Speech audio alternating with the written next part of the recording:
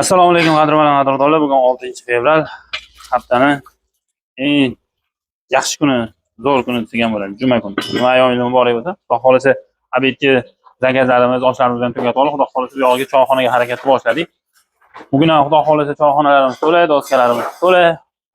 Doskamizni ham ko'rsatib qo'ying akalarimiz. Doskada bizning ham ismlarimiz yozilsin deyapti.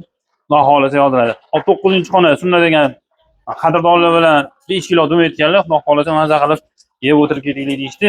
Bu yoqda mana bu yoqda hop choyxona bo'lib Abdullaga ham aytganlar 2 kilo.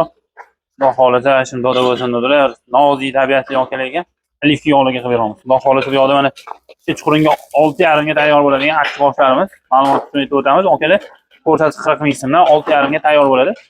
Hozircha damloqmiz.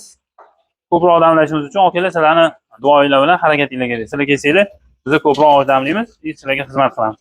Xudo xolasa bu yoqda mana yana 3 ta qozonda oshlarimiz bor. To'y oshi, achchiq osh, choyxona bo'lib.